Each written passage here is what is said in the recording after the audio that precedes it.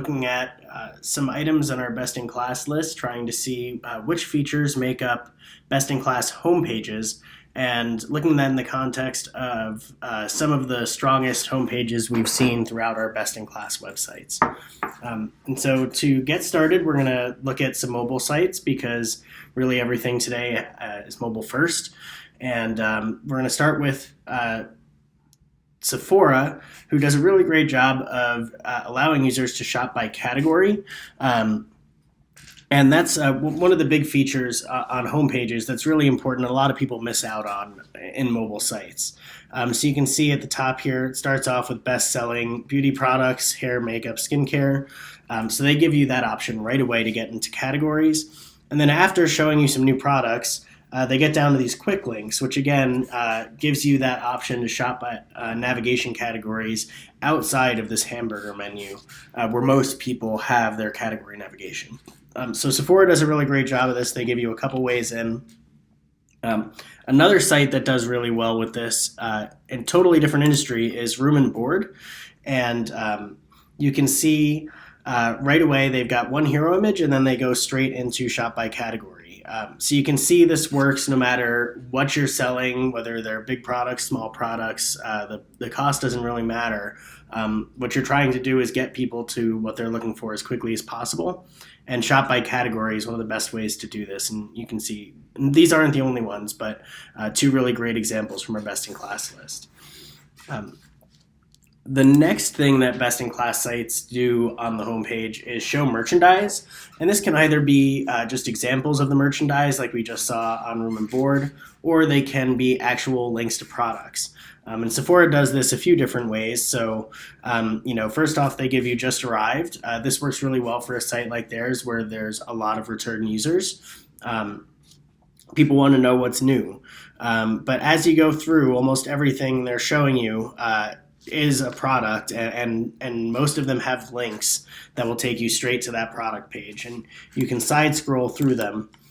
Which is best practice on a mobile device. This is really nice and easy to do. People understand that they can thumb through items. So Sephora does a really great job of showing merchandise on the homepage and getting users to product they want quickly. A couple points here. Make sure whatever merchandise you decide to show on the homepage is relevant based on your users.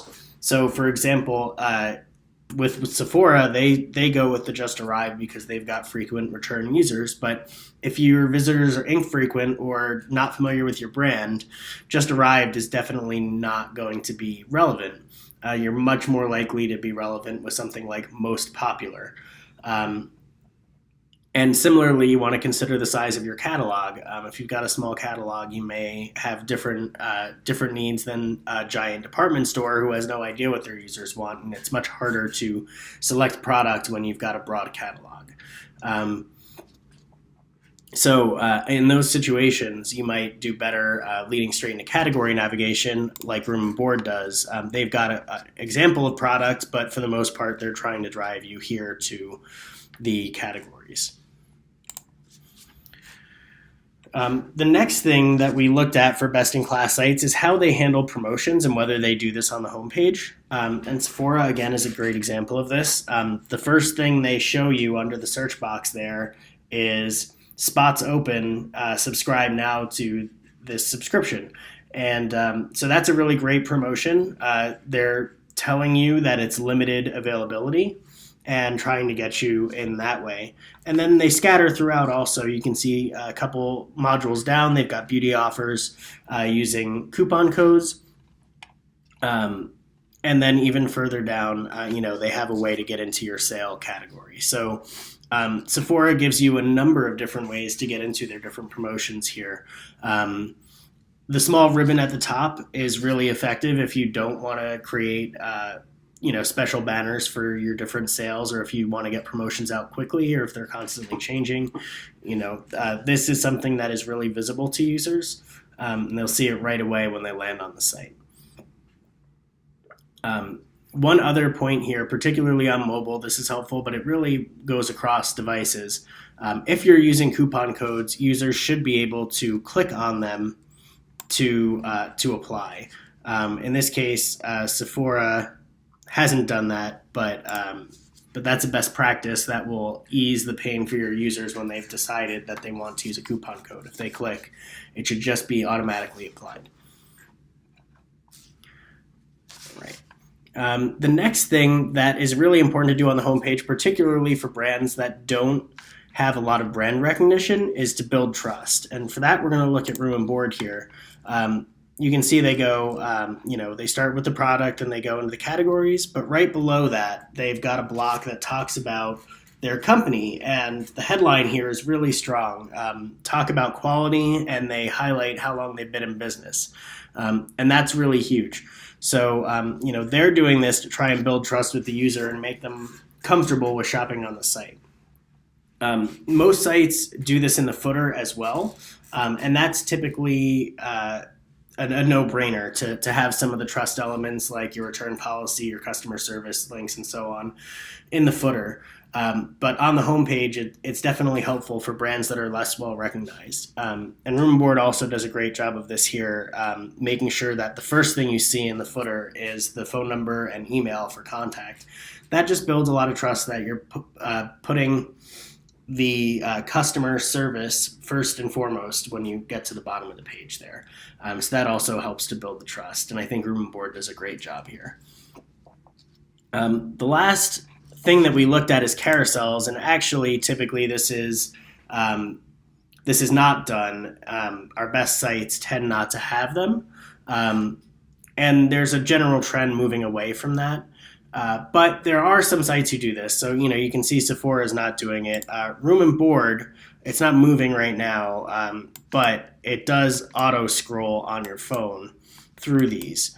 Now, what I like about the way Room and Board does this is that they are very light on text, and the text and call to action are actually the same across all of the images. So if you look at that text and then look at the next one, they're pitching the same products, they're pitching the same category. They're just showing you different examples of that same product. So they're still keeping you focused even though they're scrolling through a few images. So I think that's really strong for if you are going to do a carousel. That's one way to think about doing it, is to keep it simple like that. But in general, I would say try and avoid this. It's distracting, and on carousels with more text, it can be really frustrating to a user when the screen scrolls out from under them as they're reading. So particularly on mobile, this is something that we recommend you stay away from. So those were the items for mobile. Switching over to desktop, we're going to look at a few more items, some the same and some a little different, but the first one is showing merchandise like we talked about on mobile. Desktop, this is important to do as well. And REI does this very intelligently. I really like how they handle this. So, they lead with the promotions as we talked about before. It's very clear with the two promotions here. Then they go into shop by brand. And then if you're a first-time visitor to the site, they show you top sellers in your area. And this makes a lot of sense for them because their products are very seasonal and the weather is different around the country. So somebody in Vermont in January is going to want very different things than somebody in Arizona. So they're being very conscious of the geography and what people are buying near you. And they're doing this with geolocation via IP address. So they're just auto-detecting this and showing you what's going to be relevant. Now, if you had been to the site before, I'm in an incognito window, so it doesn't know who I am. But when I go to the site and I have my own REI account, they show me items that are relevant to me specifically based on my browsing and purchase history. So really great job of making sure the product that they're showing on the homepage is really relevant. The next thing that we want to look at for desktop, and this is important particularly for desktop because most people actually get this right on mobile, but we want to keep the page simple. On mobile with the small screen, it's really easy to do that, but on desktop, people tend to really clutter the screen with a bunch of things just because they have the space to do it, when really we do a lot better if we can keep it simple and give users clear directions into the site. So with REI, they do a great job of this as well. Like we talked about, we've got promotion at the top, the two other promotions here. then brands, and top sellers. And that's really all they give you. So what they really want you to do is use this navigation or the search box here, which is really, really prominent in the header. So REI does a great job of keeping it simple. Another site that we have that keeps things really simple is Webroot, and they sell antivirus software both for your home and for businesses, for enterprises. So when you serve two audiences like Webroot does, one of the most important things for you to do is to identify which audience the user's in. And you can't do that right away when they land on the homepage. So Webroot really only gives you two options: shop for home and shop for business. And this is a really simple way of getting users to self-identify and make sure that you're able to put relevant content in front of them on the next page.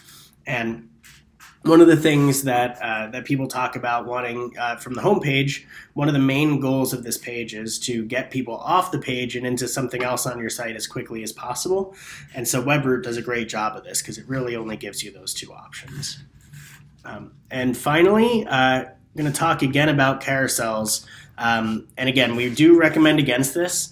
On desktop, it's a little more reasonable to do so. But one thing that you want to keep in mind for sure if you're going to have a carousel is pause the carousel if somebody's mouse is over it. So you can see this one will move pretty quickly if my mouse isn't there. But as soon as my mouse goes there, it'll hang on that specific slide until I move my mouse away. So that's the one must do for a product or for a carousel on your homepage. And that's one of the challenges on mobile is that you don't have a mouse to see if a user is looking at it or not. The other thing that I like that Hayneedle does here, and they're trying something a little bit different than what we see on most sites, but they're very simple living room category here, shop now, but they also now are giving you related categories or subcategories of living room to help get you faster to the product you're looking for. And so this is a really interesting treatment, and they've had it going for quite a while now, so I do think it's there to stay. If you are going to do a carousel, keep in mind that you want to make it so that it doesn't distract users or frustrate users by sliding out from underneath them, but also just try and make sure that it's relevant and gets users exactly what they need from the start. So that's what we had for home pages here. Thanks for listening, and we'll be in touch soon with a new video talking about category pages and product pages.